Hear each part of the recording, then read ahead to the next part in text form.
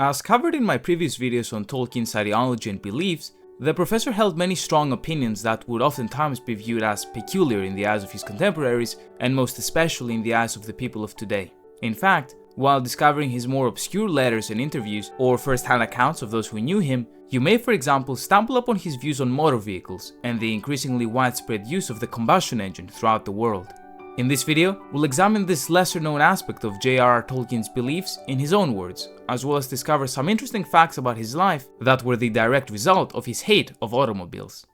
To start off, it is well known how much Tolkien disliked industrialization as a whole. He disliked it so much that portraying it in a negative aspect in a variety of ways was a major theme of his entire legendarium, and especially The Lord of the Rings.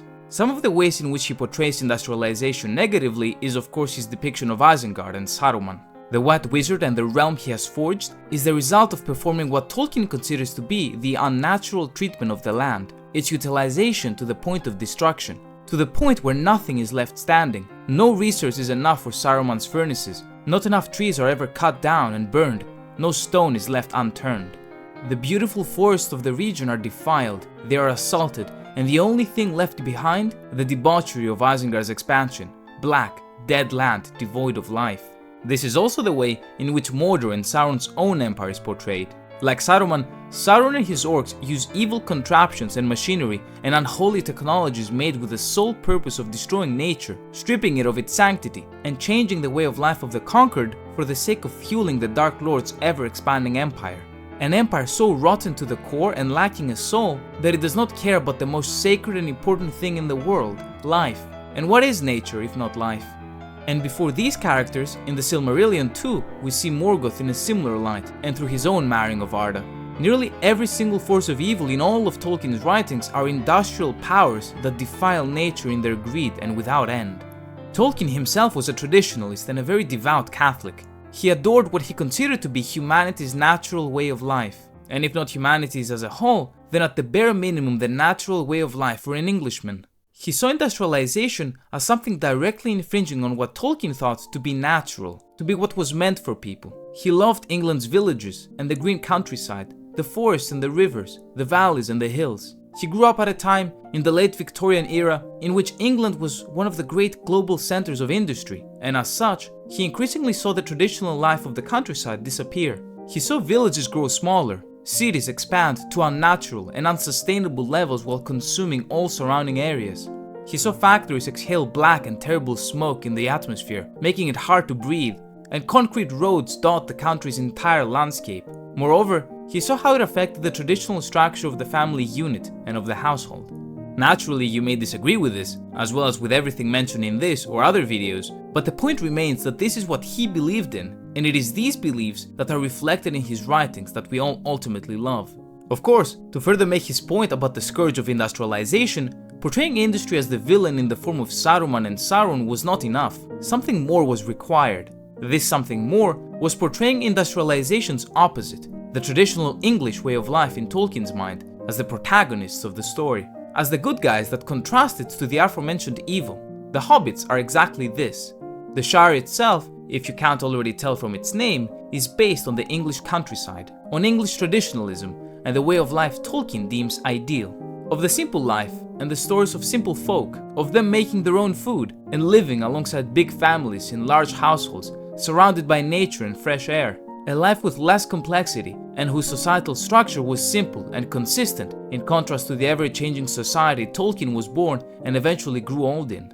From the Victorian era all the way to the height of the Cold War, and with the creation of the nuclear family, and then the challenges even that institution faced with women entering the workforce. Like other traditionalists, he did not like the incredible insecurity caused by the sudden disappearance and opposition to the century-old values and beliefs. Not to mention the drastic rise in consumerism that followed the mass production of items brought forth by the spread of industrialization. Another perspective to look at this issue from is how industry, and this is partly where the combustion engine and automobiles come into place, connected the entire world. Tolkien himself was a localist, and as such, the rise of globalization brought on by the new traveling capabilities enabled by heavy industry was something Tolkien disliked. In letter 53, Tolkien expounds on his beliefs on the matter. The bigger things get, the smaller and duller or flatter the globe gets. It is getting to be all one blasted little provincial suburb. when they have introduced American sanitation, morale pep, feminism, and mass production throughout the Near East, Middle East, Far East, USSR, etc., and the villages of darkest Berkshire, how happy we shall be. At any rate, he ought to cut down travel. There will be nowhere to go. Some people will, I opine, go all the faster.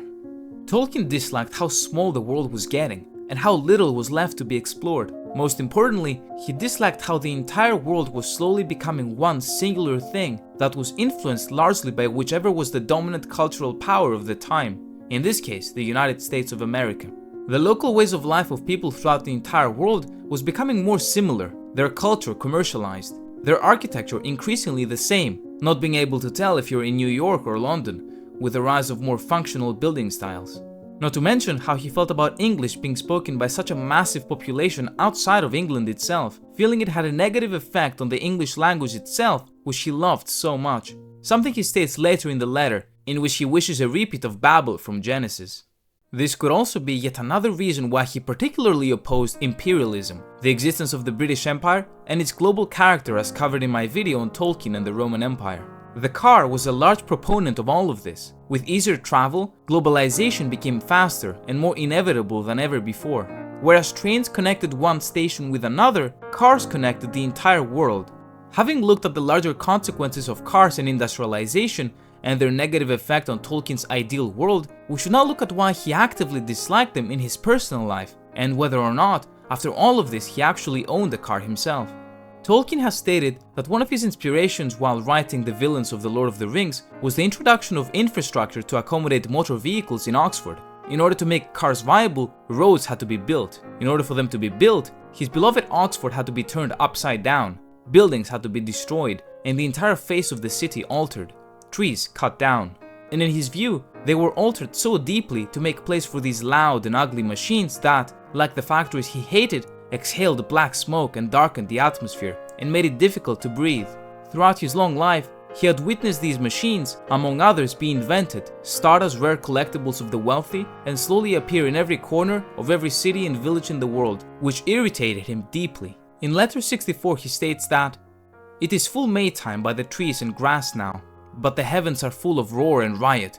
You cannot even hold a shouting conversation in the garden now, save about 1 AM and 7 PM, unless the day is too foul to be out. How I wish the infernal combustion engine had never been invented, or, more difficult still since humanity and engineers in special are both nit-witted and malicious as a rule, that it could have been put in rational uses, if any."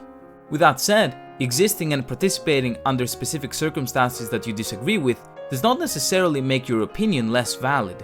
After everything stated so far, you may be surprised to learn that Tolkien did in fact own an automobile.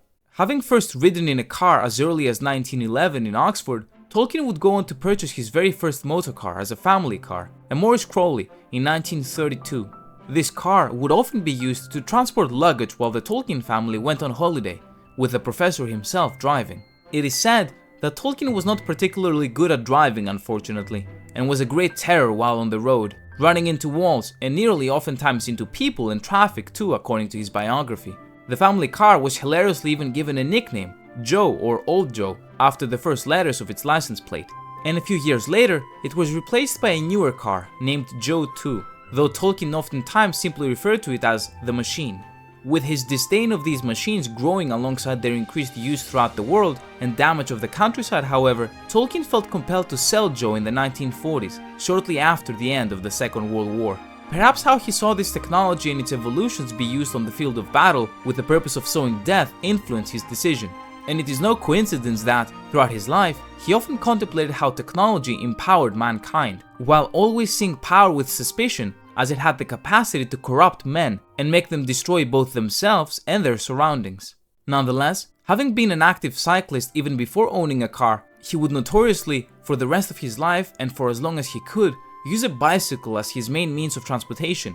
He commonly used his bike to ride from his home all the way to Oxford's Pembroke College and back on what was described as an extraordinarily high-seated bicycle while wearing a cap and voluminous gown. Overall, Tolkien's views and hate of cars was born out of his personal, first-hand experiences, of seeing nature destroyed all around him in order to accommodate what was becoming a, in his eyes, inevitable but bleak future for the world.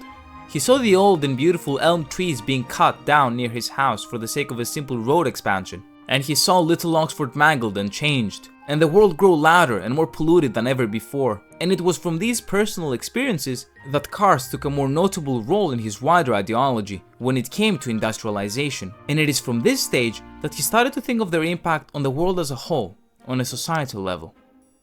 I hope you enjoyed the video and cannot wait to read your comments. If you would like to support the channel, you can subscribe or become a member by clicking the link in the description. Thank you very much for watching.